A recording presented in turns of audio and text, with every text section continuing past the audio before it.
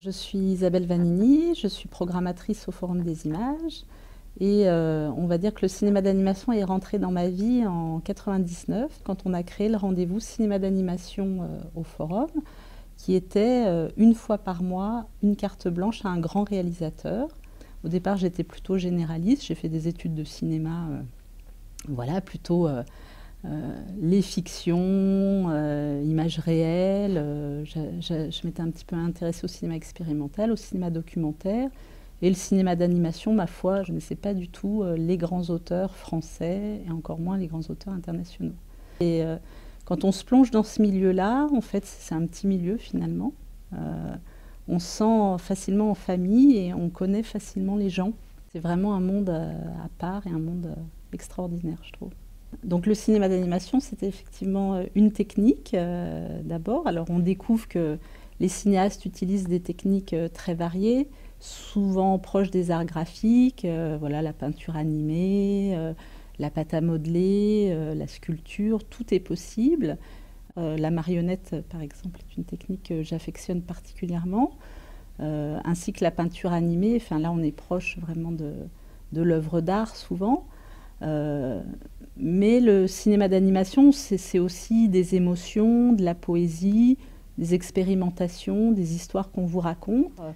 Voilà un film comme Père et fille de Dudok de Witt qui vous raconte une vie avec un trait noir très très simple et un procédé, c'est-à-dire une petite fille qui grandit, qui devient une vieille femme et qui fait le même trajet en vélo parce qu'elle attend son père qu'elle a perdu. C'est un film d'une puissance émotionnelle qui vous touche. Moi, c'est un film que j'ai vu X fois et chaque fois, je suis fascinée par ce qu'il arrive à faire avec un trait noir, un procédé de mise en scène tellement simple et la puissance de ce film. Ces dernières années, alors je pense que le court-métrage est très riche et continue à l'être. Dans le long-métrage, on a eu un véritable phénomène grâce à Michel Oslo et à son Kirikou, c'est-à-dire que les producteurs, les distributeurs se sont dit qu'on pouvait proposer des films de long métrage d'animation assez différents, assez osés.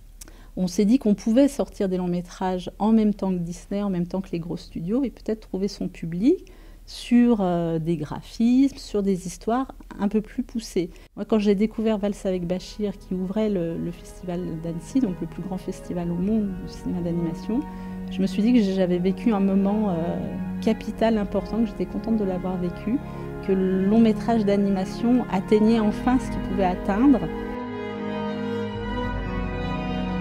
Parler du monde d'aujourd'hui, parler de quelque chose de très très fort, faire ce que l'image réelle sans doute ne pouvait pas faire.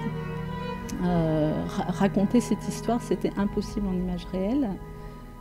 Après, sur mon travail de programmation, justement, moi j'ai la chance d'aller en festival, de rencontrer des réalisateurs incroyables, les frères Quay, Jan Svankmajer, et alors the Master of Masters, Norstein, le russe.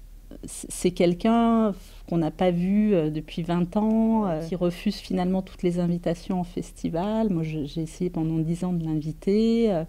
Il a fait notamment Le Conte des Contes, qui est considéré comme le plus grand film d'animation de tous les temps, et dont on ne se lasse pas effectivement, qui est également très philosophique.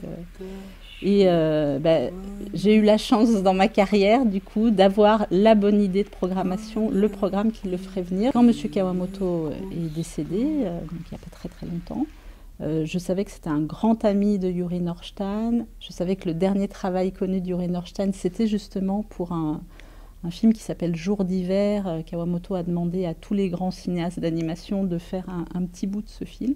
Et Norstein avait fait le premier bout. Donc c'est le dernier travail connu de Yuri Norstein.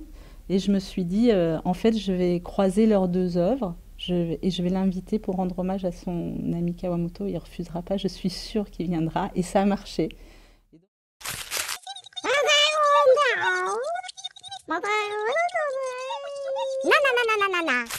Oh oh.